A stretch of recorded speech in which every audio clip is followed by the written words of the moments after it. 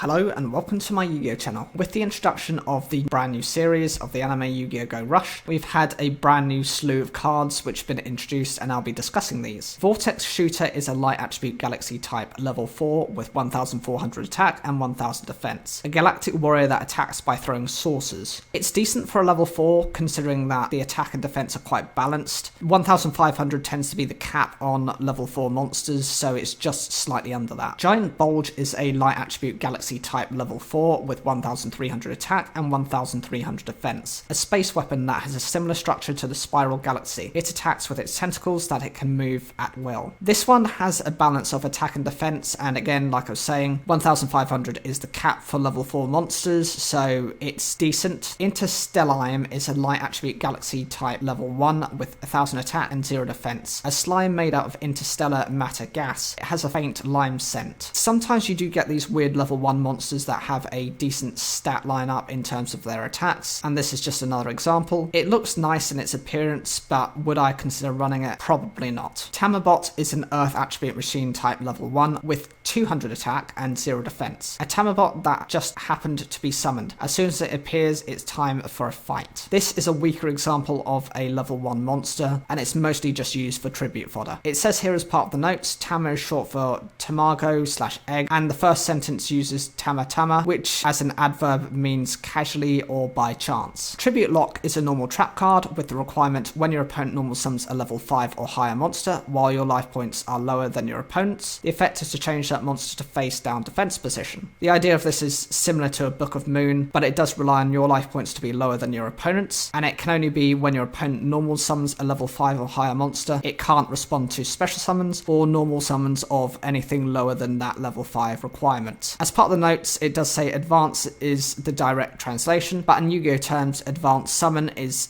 the name for tribute summon, which this card is blocking. Transamu Enquiries is a light attribute galaxy type level 4 with 1200 attack and 500 defense. The requirement is if your opponent controls a monster, send the top card of your deck to the graveyard, and the effect is to have one face-up Transamu Raymak you control gain 1000 attack until the end of this turn. That is quite decent. From memory, I think that Raymak has 1600 attack points, so you can make that monster actually a 2600 attack point monster just by sending a card from the top of your deck to the graveyard. It does rely on your opponent to have monsters, but these limitations are very weak and easy to bypass. For the following cards, it does mention that yokai is a pun that are being translated as ewakai. The pun is on the word for folklore monsters yokai, but written as sheep and world. Magical Sheep Girl Meeeg-Chan is a light attribute beast type normal monster. It's a level 7 with 2500 attack and 1600 defense. It says here that this is the princess of the Ewaka branch. When she eats delicious paper or important letters, she can't help but let out a not bad.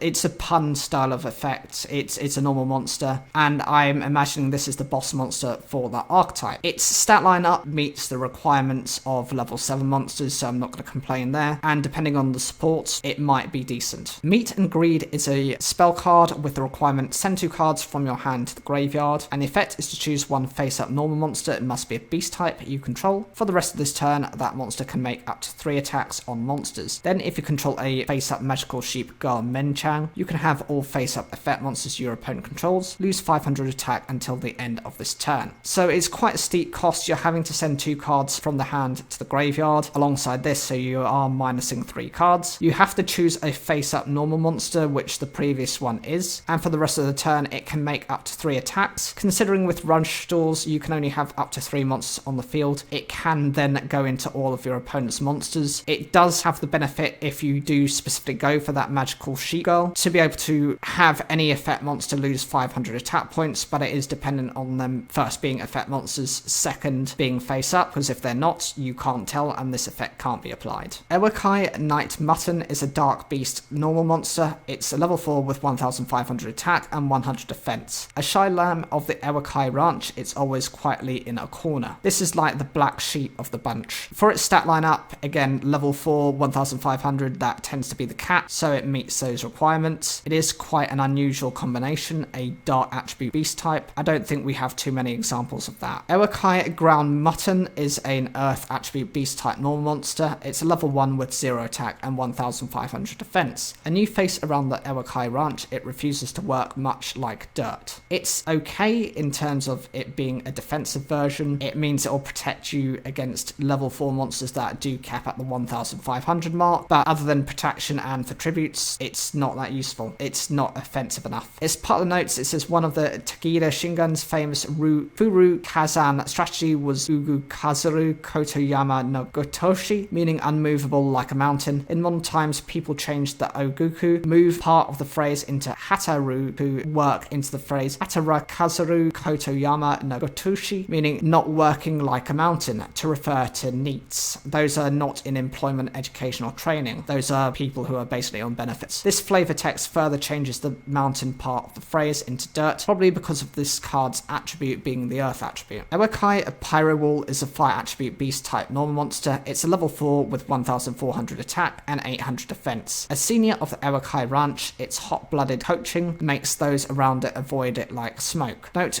Meeeg-Chan means having those around you dislike your company. It contains the kanji for smoke, probably because of its fire attribute. So it's like the whole fire smoking type of thing where you don't want to be anywhere near those people in case you take in through secondhand smoking. It's supposed to have that kind of attitude towards it. Grudges from the Grave is a normal trap card with the requirement when an opponent's monster declares an attack position monster, which is beast type you control, you can send the top 4 cards of your deck to the graveyard. And the effect, the monster getting attacked loses 2000 attack until the end of this turn. Then you can add up to 4 cards sent to the graveyard for this effect's requirement to your hand. This is a very bizarre effect. It's a double-edged sword. If your opponent has enough damage on board, you might not be able to use this effect, so you do have to use it very specifically. It also relies on you sending specific monsters into battle. So for example, you can only rely on this if you've got a beast type monster that they're attacking into. If they're able to manipulate your monster's typing in any way, this effect can't be triggered. It does send the top 4 cards, but then again, you're also gambling on the fact that 4 cards you sent, when they return to the hand, are they going to be useful for the next turn? Losing 2000 attack points can wipe your monsters out to 0 attack points, and in sense, you're basically just giving them the ability to attack you directly. Ewakai Planu is an earth attribute beast type effect monster. It's a level 3 with 1100 attack and 200 defense. The requirement, if you control a face-up normal monster, it must be beast type. The effect is to choose 1 Meet and Greed or Ewakai Grudges from the grave in your graveyard and set it to your spell and trap zone. Then if you control a face-up magical sheep girl Meeeg-Chan, you gain 600 life points. The effect is fine, it just happens to be when you have a normal monster that's a beast type, you're able to choose one of those 2 cards and set it to your spell and trap zone. That's fine. It also gives your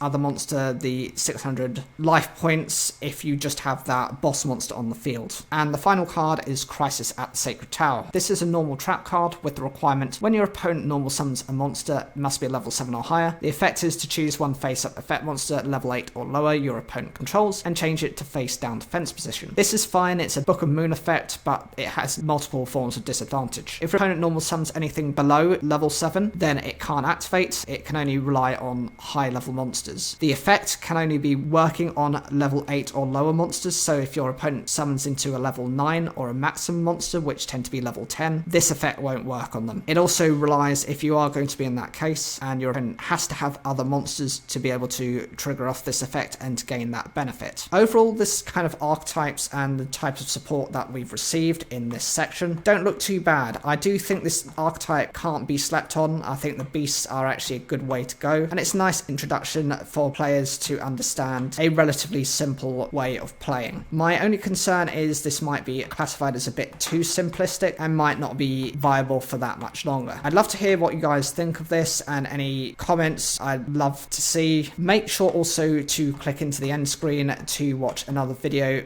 related to Yu-Gi-Oh! Go Rush.